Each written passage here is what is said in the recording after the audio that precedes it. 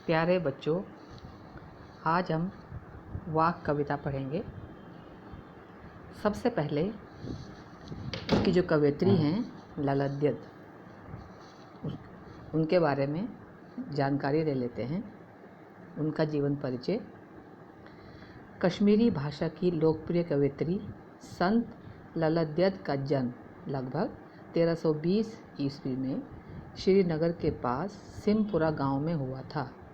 उन्हें लल्लेश्वरी, योगेश्वरी, ललारिफा आदि नामों से भी जाना जाता है।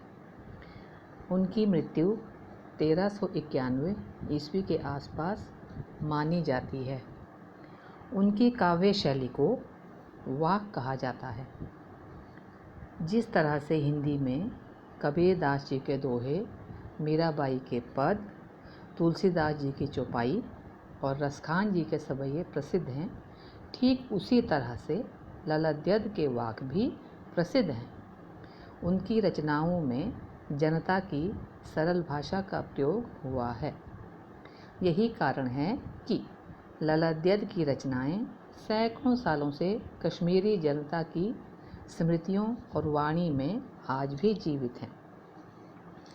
तो बच्चों, अब हम वाक पढ़ते हैं। पहले वाक पे ध्यान देंगे आप। पहले मैं उसका सस्वर वाचन कर रही हूँ। रस्सी कच्चे धागे की खींच रही मैं नाव, जाने कब सुन मेरी पुकार, करें देव भव सागर पार। पानी टपके कच्चे सकोरे, व्यर्थ प्रयास हो रहे मेरे, जी में उड़ती रह रहे हुक, घर जाने की चाह है घेरे। इन पंक्तियों में कवयित्री ललाद्यद कहती हैं कि मैं अपनी जीवन रूपी नाव, यहाँ पर बच्चों रूपक अलंकार का प्रयोग किया गया है। जीवन में नाव का आरोप किया गया है। रस्सी कच्चे धागे की, तो मैं अपनी जीवन रूपी नाव को कच्चे धागे से बनी सांसों की कच्ची रस्सी के सहारे उसे खींचने का प्रयास कर रही हूँ। ना जाने ईश्वर मेरी पुकार कब सुनेंगे और मुझे इस संसार रूपी सागर, करें देव भव सागर, भव सागर संसार रूपी सागर, संसार में सागर का आरोप किया गया है, तो यहाँ पर भी रूपक अलंकार है। जब उपमेय में उपमान का आरोप किया जाता है बच्चों, तो वहाँ पर रूपक अलंकार। तो संसार रूपी सागर से कब पार करेगा, अर्थात मुझे इस संसार से मुक्ति कब प्रदान करेगा। जिस प्रकार कच्ची मिट्टी से पानी टपके कच्चे सकोरे, व्यर्थ प्रयास हो रहे मेरे। कच्चे सकोरे बच्चों मिट्टी का बर्तन। कच्चा इसलिए कहा गया है, उसे अच्छी आंच पे नहीं पकाया गया, तो उसमें थोड़ा कच्चापन सा रह गया है।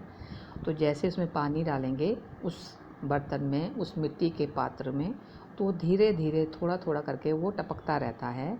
तो उसी प्रकार से कवयित्री कह रही है कि जिस प्रकार कच्ची मिट्टी से बने पात्र से पानी टपक टपक कर कम होता रहता है या रिसता रहता है, ठीक उसी तरह समय बीतता जा रहा है और ईश्वर को पाने के जो मेरे जो प्रयास हैं वो व्यर्थ सिद्ध हो रहे हैं।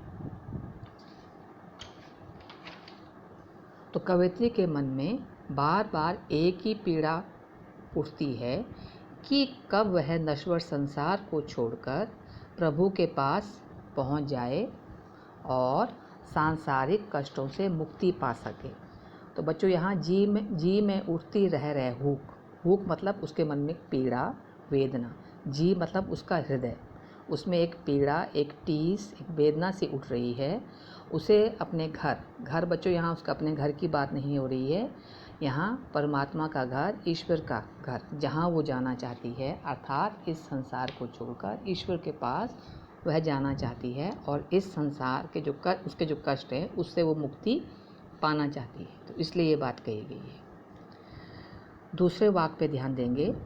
खा खाकर कुछ पाएगा नहीं, ना खाकर बनेगा अहंकारी। सम खा तभी होगा समभावी, खुलेगी सांकल बंद द्वार की। तो इसमें कवयित्री कहना चाहती है खा खाकर, बच्चों यहाँ खाने की बात नहीं हो रही है, सांसारिक जो सुख सुविधाएं हैं, भोग विलासिता जो चीज़ें हैं, उनकी बात हो रही है कि जितना मनुष्य उसका अधिक उपभोग करता है उतना ही वो प्रभु से दूर हटता जाता है। न खाकर बनेगा अहंकारी, न खाने से अर्थात अपनी इंद्रियों पर संयम रखने से और त्याग तपस्या का जीवन जीने से मनुष्य स्वयं को बहुत बड़ा त्यागी, महात्मा, संत मानने लगता है और उसके मन में अहंकार का भाव आ जाता है, क्योंकि उसने जप तप किया, उसने व्रत किया, तो वो अपने आप को ईश्वर से कम नहीं मानता है। तो इस प्रकार से ना खाने से भी मनुष्य अहंकारी बन जाता है। सम खाने का यहाँ बच्चों आशय है कि अपने अंतःकरण और बाहरी इंद्रियों पर नियंत्रण रखना है, अर्थात भोग और त्याग के बीच का जो मध्यम मार्ग है, जो बीच का रास्ता है, अर्थात इन दोनों में संतुलन बनाए रखना है। तभी मनुष्य की जो चेतना है उसका विकास होगा, वो व्यापक होगी और उसके मन में समानता का भाव आएगा। खुलेगी सांकल बंद द्वार की।